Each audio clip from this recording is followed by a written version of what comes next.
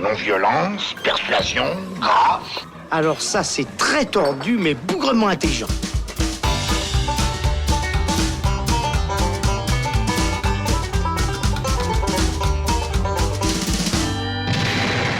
Salut les cinéphiles, bonjour ou bonsoir à tous, c'est Alex, quel plaisir de vous retrouver pour la rentrée du Saloon. Vous l'aurez vu, on n'a pas fait une très longue pause cet été, on était bien trop occupés à couvrir les festivals de films pour vous et à bosser bien sûr sur ce long format consacré à la filmo de Tarantino que je vous invite à écouter si c'est pas déjà fait.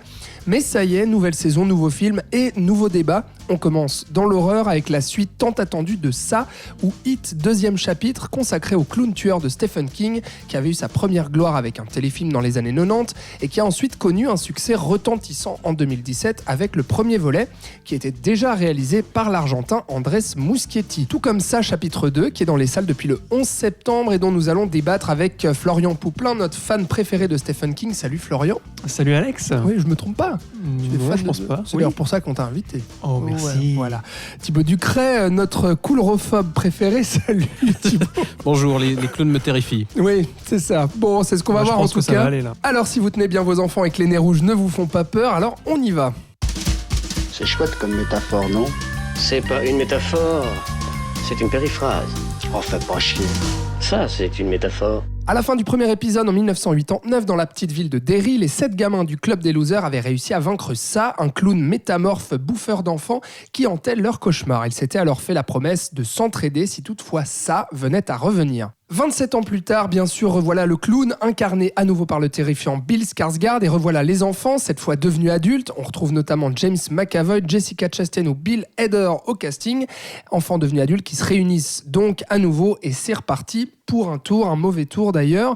On va dire ce qu'on pense globalement de Ça, chapitre 2. Qui veut commencer? Thibaut, Florian?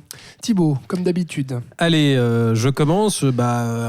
Un petit résumé global. Moi, j'étais déjà pas très fan du premier opus, qui avait certes des qualités techniques, parce que Andrés Muschietti est un bon réalisateur. Ouais. Moi, j'avais beaucoup aimé son Mama. Qui était produit par Del Toro. Voilà, et qui était une belle proposition horrifique, je trouve, déjà avec Jessica Chastain d'ailleurs. Maintenant, pour moi, ce deuxième opus a les limites du premier, les qualités techniques évidemment, mais les limites narratives, on y reviendra plus en détail. Et un gros défaut, c'est qu'il est un petit peu esclave du premier. Là aussi, on aura l'occasion d'en débattre, mais je trouve qu'il s'est fait un petit peu bouffer par la réussite du premier et par notamment la starification des gamins. Et du coup, ça cause beaucoup de problèmes dans le film parce qu'on n'arrive pas à vraiment raconter une suite à l'âge adulte. Mais on reste un petit peu bloqué justement dans la première partie en fait. Comme le téléfilm des années 90, on a donc séparé en fait en deux parties justement l'histoire de Ça. Le bouquin de Stephen King que toi tu as lu et que tu aimes. C'est la bien, même structure. Hein. C'est ça. Hein, tu aimes le livre toi? Sauf oui, la fin est discutable. D'accord. Comme on en reparlera sûrement. La fin du livre donc. La fin du livre. La fin du livre est très étonnante en fait. Mais on en parlera plus tard peut-être. Moi, le problème que j'ai avec le film, c'est que je trouve que ce n'est pas un film d'horreur en fait, parce que je trouve qu'il ne fait pas peur. C'était la même chose avec le premier. Déjà, je trouve que c'est un gros handicap quand tu fais un film d'horreur que en fait, il ne fait pas peur et que les seuls ressorts sur lesquels tu vas t'appuyer sont des trucs. Des jumpscares quoi. Voilà. Que ça, en fait. Des majoritairement. Effets horrifiques, hyper éculés, déjà vus, et puis... Moi, ça, je trouve ça vraiment décevant, surtout de la part de ce réalisateur-là qui avait, comme Thibaut vient de le dire, fait Mama, qui était son premier film, et qui était bien pour un premier film. Et qui était un film qui, pour le coup, réussissait à faire peur, je trouve, et avec des effets assez sobres, finalement, un jeu sur le hors-champ, surtout, au contraire de Ça, qui est un truc hyper tape à l'œil, quoi. Ouais. Oui, et je suis aussi plus ou moins d'accord sur... Pour moi, il y a eu un problème d'adaptation avec ce film, avec ces films, parce que j'ai du mal à les dissocier, parce qu'ils sont vraiment structurés comme dans le livre. Et le problème, c'est que j'ai l'impression qu'il n'y a pas eu d'adaptation du livre en tant que tel. C'est-à-dire que c'est fidèle dans la structure, alors qu'une structure narrative qui marche dans un roman, surtout un roman de 1400 pages, faut pas oublier que c'est un gros bouquin, que même 5 heures de film, c'est pas assez, entre guillemets. Que la structure ou comment sont amenées les choses n'ont pas été revues pour le médium du cinéma en fait. Et ça, je l'ai beaucoup ressenti dans ce film-là, donc dans le chapitre 2. Parce que pendant 2 heures, en fait, on passe d'un personnage à un autre avec les peurs de chacun. 2 heures 3/4, s'il te plaît, quand même. Non, c'est 2 très, heures. très long. Parce que le final dure 40 minutes après. Pardon. Mais les 2 premières heures sont vraiment... c'est 7 épisodes ou 6, je sais plus combien ils sont. Mais j'ai eu l'impression d'être devant une Ils sont plus que série 6 dans avec le des deuxième, épisodes beaucoup trop courts, en fait. Mm. Et moi, je crois qu'il y a un gros problème au niveau de l'écriture. Et c'est quand je me suis renseigné après, j'ai vu que c'était le même scénariste que Annabelle et que tout ce genre d'aube. D'accord. Donc, j'ai pas été surpris, malheureusement. Le premier, il fallait le savoir, je le trouve mieux écrit. Il était coécrit par Fukunaga. Donc le mec qui avait fait la saison 1 de True Detective. Et qui était censé réaliser le film à la base, justement. Voilà. Et pour moi, le premier était beaucoup mieux que le 2. Il avait une cohérence interne beaucoup plus forte, en fait. Ouais. Voilà. Ouais. Non, mais c'est juste. Et puis, tu as toutes ces ellipses, ces allers-retours dans le temps avec le casting des enfants qui revient, le casting adulte qui est là, mais justement pas assez exploité. Et en fait, je trouve ce deuxième chapitre, il fait énormément redite, en fait. C'est-à-dire qu'on va suivre exactement le même schéma, comme tu viens de le dire, où on va suivre chaque personnage et chaque peur, alors qu'en fait, on a déjà vu ça dans le premier. On a déjà vu leur peur enfantine, finalement, où on exploitait, et c'est, je trouve, la qualité, en fait, qu'il y avait dans le premier film et qu'on ne retrouve pas ici, c'est qu'il y avait quand même un message, il y avait quand même quelque chose qui se développait au niveau de ces thématiques, etc., sur la peur des enfants. On retrouvait notamment la peur de la mère autoritaire, la peur par exemple la peur des égouts, la peur d'être seul dans la rue, la peur des clowns forcément, et puis la peur aussi du papa qui bat sa fille et puis même qui la viole. Donc je trouve qu'il y avait des choses assez fortes comme ça qu'on retrouvait dans le premier. Et là, on se disait, avec casting adulte, pourquoi pas explorer en fait les peurs adultes finalement. Et le problème, c'est que le film n'arrive jamais à exploiter assez loin tout ça. Il esquisse ça un petit peu au tout début du film. On se dit, ah d'accord, il y a des scènes assez violentes au tout début avec certains personnages, notamment celui de Jessica Chastain qui se fait battre par son mari. Et là, on se dit, ok, il y a une évolution du personnage, il y a une nouvelle peur qui se développe. À quel moment le clown va s'insérer là-dedans? À quel moment le cauchemar va vraiment opérer? Et finalement, on revient que sur les peurs des enfants et on te répète exactement la même chose pour à la fin qu'ils s'unissent et puis qu'ils battent à nouveau le clown, chose qu'ils avaient déjà fait dans le premier épisode. Et en plus, ça se situe au même endroit, dans les égouts. Donc, au bout d'un moment, l'intérêt, il est loin, quoi. Justement, je pense que ça peut être intéressant, et j'imagine que c'est aussi ça l'intérêt du bouquin, je ne l'ai pas lu non plus, mais d'avoir 2 parties un petit peu miroirs. Mais là, autant le téléfilm des années 90, en fait, il faisait le choix dès le début d'entremêler les époques, c'est-à-dire qu'on avait constamment des flashbacks et on faisait l'aller-retour entre la période où les héros étaient enfants et la période où ils étaient adultes, et c'était entremêlé de façon plus ou moins harmonieuse. Là, le film de Muschietti, le premier de 2017, faisait le choix de se concentrer uniquement sur la partie d'enfance. Donc pourquoi pas, ça peut être intéressant, parce que ça aurait pu permettre de faire un récit construit, mais du coup, pour moi, cette deuxième partie devait du coup se concentrer sur l'âge adulte, quoi. Et là, non, on n'assume pas la séparation et on ramène, comme on l'a dit, constamment les gamins. Sans doute à cause du souci commercial, parce que fatalement, depuis, tous ces gamins ont percé, notamment Finn Wolfhard, ou je ne sais plus comment il s'appelle, ou le héros de Stranger Things, et du coup, je ne sais pas si les prods se sont rendus compte, sans doute, qu'ils ne pouvaient pas se permettre tout d'un coup de dire, on abandonne tous ces gamins qu'on a vus dans le premier film, et on a des adultes qui ne vont pas forcément parler aux ados qu'on vise avec ce film d'horreur.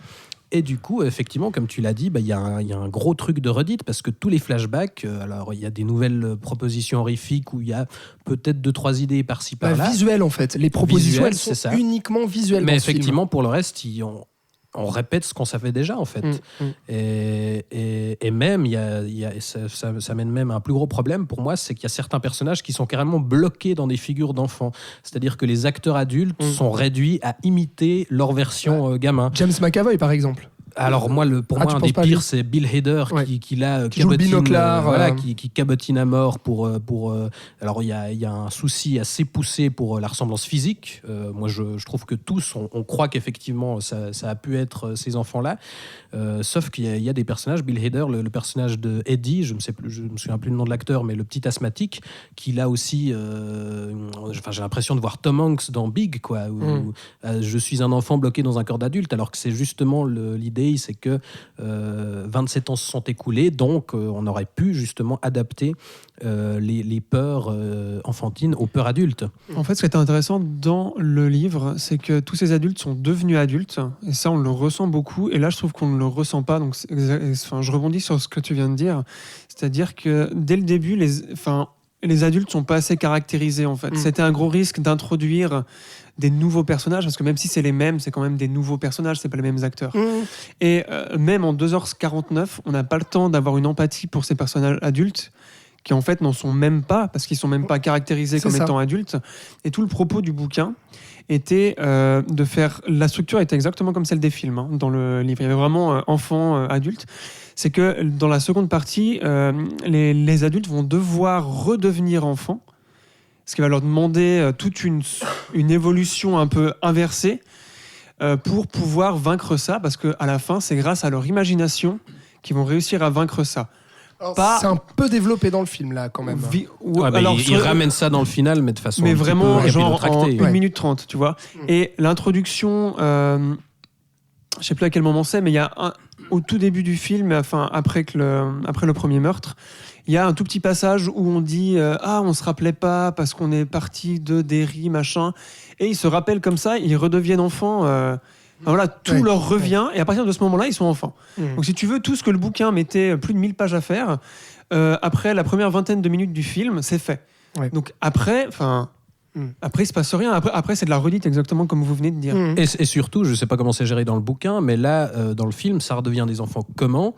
Parce que c'est des gros débiles, et parce qu'ils font des gags tout le temps, et c'est un des gros problèmes aussi pour moi dans ce film.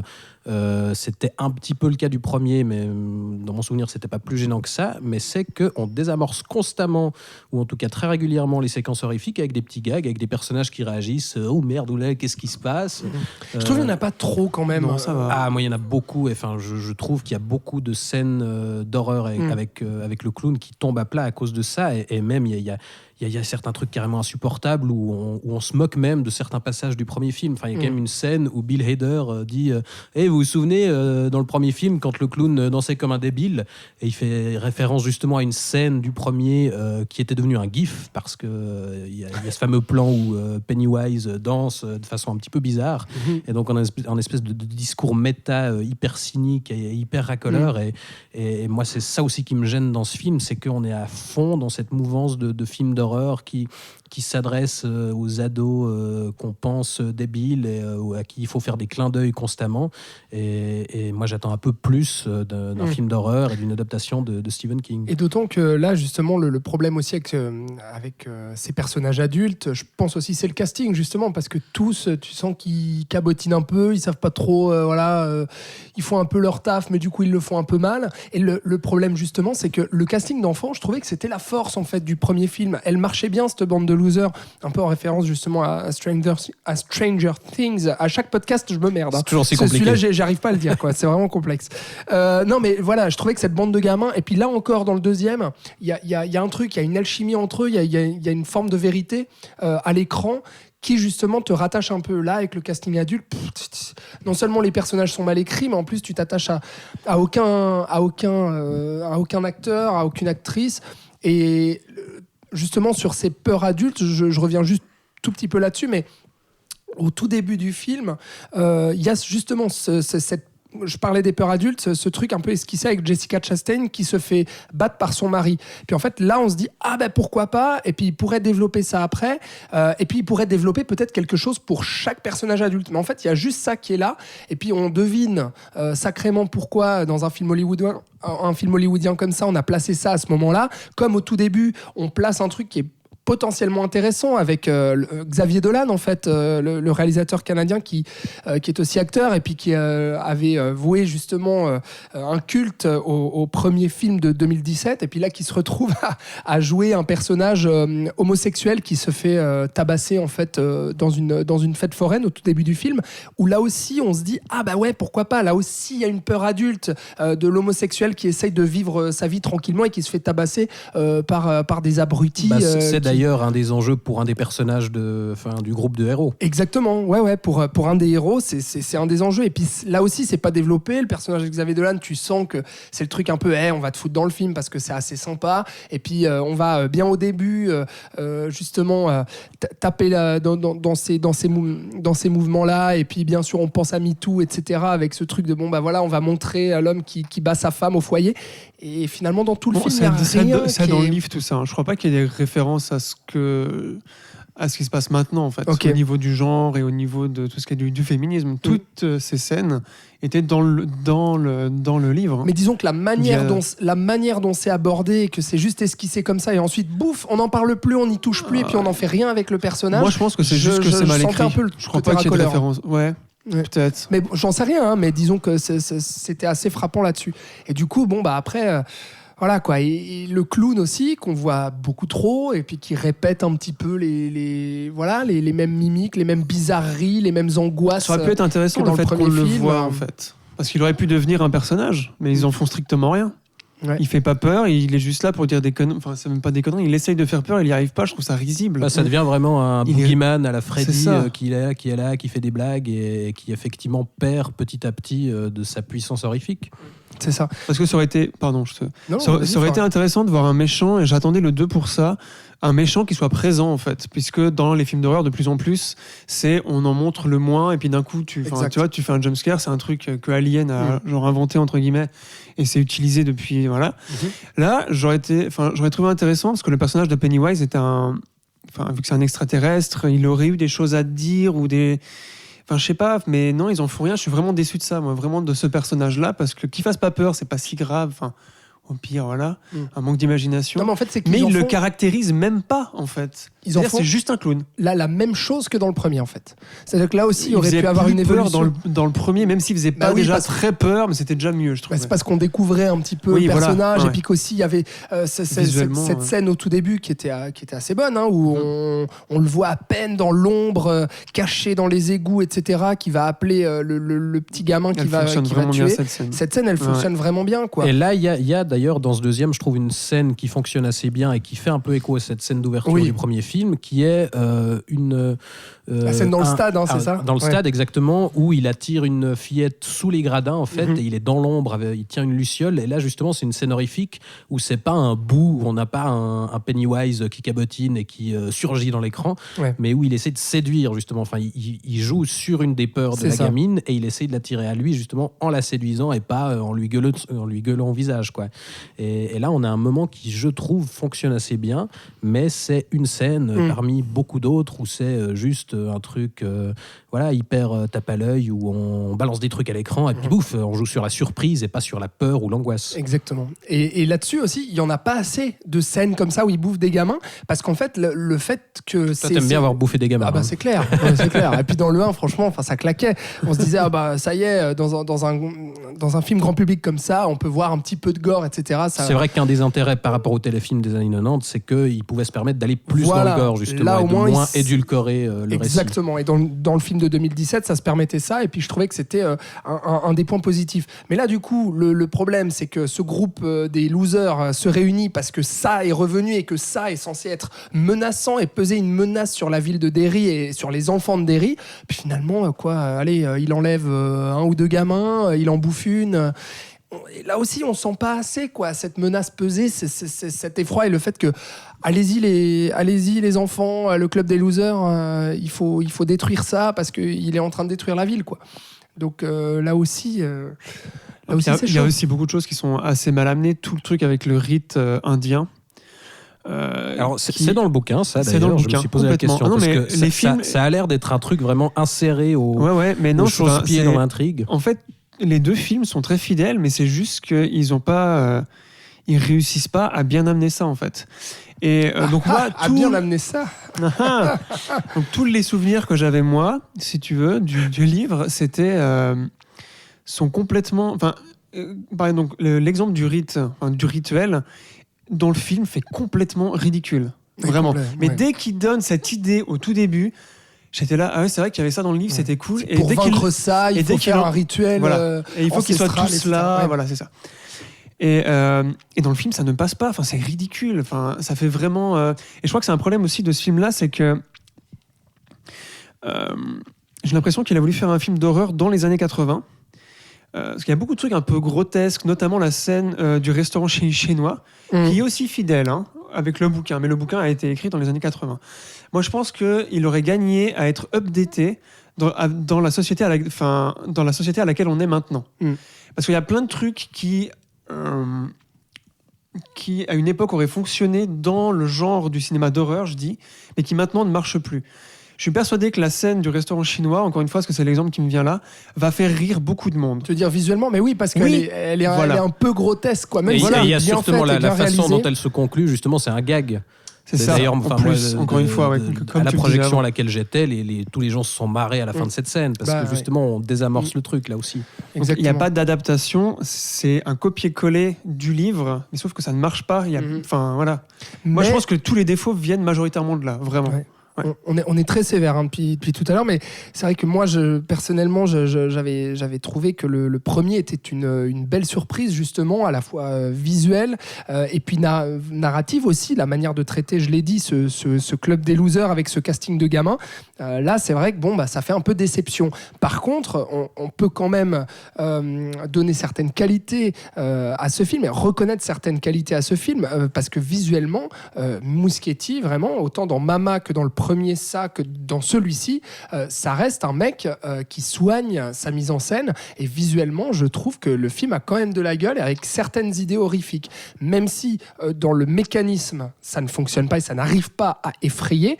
Visuellement, et notamment cette scène du restaurant chinois, il y a des trucs, il y a des idées de monstres, de visages déformés, de choses comme ça. Même le moment où, dans le cauchemar, on a le clown qu'on retrouve, en fait, je trouve que c'est la meilleure scène du film, où on a cette grand-mère, en fait. Finalement, c'est le clown qui est déguisé dans cette grand-mère. Et on le devine quand la grand-mère ouvre, en fait, ouvre sa porte de chez elle au personnage de Jessica Chastain, l'invite à prendre le thé, etc.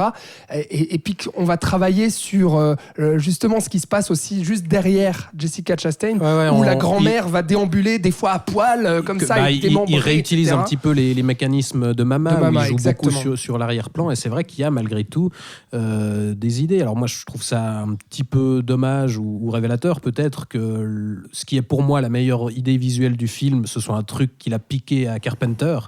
Parce qu'il y a un moment avec une tête araignée, les gens sauront de quoi il s'agit, qui est littéralement reprise de The Thing. Oui. Donc ça montre aussi peut-être un peu les limites. Mais malgré tout, c'est vrai qu'il y a une compétence technique indéniable. Il y a des idées, même en dehors des aspects horrifiques, je trouve qu'il y a des idées dans les transitions qui sont intéressantes. Par exemple, au début, il y a une transition où il passe des étoiles dans le ciel à des pièces de puzzle de façon assez folle. Enfin, moi, j'étais là, qu'est-ce que c'est que ça ? C'est pas très utile, mais c'est joli. C'est assez joli à voir. Et il y a 2-3 idées. L'utilisation des ballons aussi pour signifier la présence de Pennywise, où il propose quelques trucs intéressants là-dessus. Quand on retrouve Bill Skarsgård, donc vraiment démaquillé, qui va se maquiller en clown et puis qui va se griffer le visage pour se créer ces grands traits rouges jusqu'à la bouche. Enfin voilà, là aussi il y a des choses comme ça qui fonctionnent. C'est même pas explicité ça. C'est que l'entité ça avait pris possession du corps de ce clown au début du 19e. Enfin tu vois. Enfin voilà, bref, je vais encore redire une fois ce que j'ai dit, mais enfin, voilà. J'ai vu cette scène, je me suis dit, ah oui, c'est vrai que. Et en fait, hop, ça passe à un autre truc après. Je suis aussi assez d'accord sur les transitions. Moi, j'ai beaucoup aimé comment il gérait dans le chapitre 2, comment il passait de enfant à genre adulte. Quand il retrouve, par exemple, leur genre cabane qui est dans un sous-sol. il y a des très belles choses qui sont faites, je trouve, comme ça. Donc au niveau de la mise en scène. Qu'il arrive à faire autre chose que ce que faisait le dans les ellipses, en fait, d'un coup. Voilà, c'est-à-dire, les ellipses, il les gère super bien. se contentait de filmer les visages et de faire des fondus enchaînés à chaque transition. Atroce. Là, il y a des idées un peu plus intéressantes et un peu plus variées, c'est vrai. Et puis là, c'est vrai qu'on sent que le premier film faisait 2h15, celui-ci en fait 2h45. On sent à quel point le scénario est étiré, et que Muschietti aussi, on sent qu'il a moins confiance en son sujet, en son film par rapport au premier, et que justement, il essaie de combler un petit peu avec des moments un peu d'action, un peu effrayants, qui finalement, font un peu plouf. Mais du coup, Alors, là aussi, à part ça, c'est prévu. ça sent les 2h15 quarts quand même. Oui, ça On se sent sent. passer. C'est long. Le final est interminable quand même. Ouais. Tout ce combat contre... Mais parce que c'est déjà vu dans le 1, et donc du coup on connaît l'issue, et puis qu'en fait ça traîne parce qu'on revit exactement la même chose. Les enfants qui vont s'unir, les adultes en l'occurrence, qui vont s'unir pour détruire le clown. Merci, mais non merci, quoi. Alors, à part ça, moi, j'ai peut-être encore un peu d'espoir pour cette adaptation, parce que j'ai vu que le réalisateur avait prévu de faire des reshoots et d'utiliser... Ah bon ? Combien est-ce que... Enfin, je crois qu'il a 2h30... Pour faire un chapitre 3 ? Non, entre les deux films, je crois qu'il a entre 2h et 2h30 de scènes qui étaient exploitables, mais qu'il a dû couper pour pas que ça dure trop long. Ah ouais. Et il veut faire un seul film, ou couper en épisodes, peut-être une mini-série du coup. Et il veut faire des reshoots. Bah écoute, il pourrait refaire le film en engageant un vrai scénariste, et puis en essayant... Mais tu vois... Non mais ce serait pas mal. Je pense que c'est ça que... Ou c'est pour le Blu-ray, je sais plus pourquoi c'est, mais... Ok. Ils ont prévu de faire un truc de 7 heures, je crois, en tout. Alors, la stratégie Snyder la version cinéma ne compte pas, attendez la version longue. Attendez la version longue. Le Tarantino qui va faire ses 2 derniers films en série pour Netflix. Voilà, mais en l'occurrence, ça... C'est un livre qui aurait mérité une série depuis le début, mais une vraie série avec 10 épisodes minimum. Je pense, parce qu'en fait, nous on l'appelle téléfilm, mais finalement le téléfilm des années court, 90. Il durait 3 heures. Ouais, c'est ça, mais c'était ça restait 2 parties d'une heure et demie. Voilà, c'est ça. Ouais. Une forme qui de était très mauvais, mais mini-série.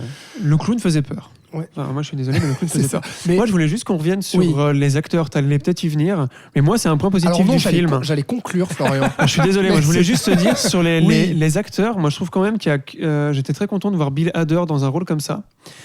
Et malgré tout, les meilleurs moments que j'ai passés devant ce film, c'est en riant à ses blagues. Je suis un très grand fan de ce gars, puisqu'il est dans le Saturday Night Live, je sais pas si vous voyez. Enfin, c'est un comique américain assez connu. Et je trouve quand même qu'il y en a... Et moi, j'ai été bluffé par la ressemblance. Tu en as juste parlé vite fait avant, Thibaut. Mais entre les jeunes et les adultes, j'ai trouvé ça malade. Vraiment. Et parce que d'habitude, quand tu vois un truc où le héros est jeune, et puis t'es là, mais putain, c'est pas du tout lui. On voit que c'est un acteur. Là, tu peux croire que c'est leur version. Et alors, le boulot fait sur le casting, mais vraiment... Alors, est-ce qu'ils ont fait des retouches en effets spéciaux ? Peut-être, parce que vraiment... mais j'étais vraiment époustouflé, tu vois. Voilà. Et même le méchant Bowers, là, je sais plus son nom, quand il est gosse, on n'a pas quand parlé il de est lui, vieux, ben non, c'est pas grave. Est-ce bien nécessaire? Voilà. Mais je trouve que le boulot sur le casting était vraiment bien. Voilà. Eh bien, très bien. Et d'ailleurs, Florian, notons quand même niveau casting que Bill Skarsgård est excellent, je trouve. Oui, alors là, pour moi, c'était le clown, une des grandes qualités du premier. Pennywise est très belle bon. performance. Exactement. On ne parlera pas de Stephen King et de Bogdanovich parce que qui font des petites apparitions. C'est ça, des petits caméos. Mais on a parlé de Dolan, effectivement, et on a parlé surtout de Muschietti, Andy Muschietti, qu'on va suivre quand même parce que s'il embauche un bon scénariste, moi je trouve que c'est un réalisateur quand même assez prometteur dans le genre horrifique. Son prochain film, ça va être L'attaque des Titans, qui est basé sur un manga à succès.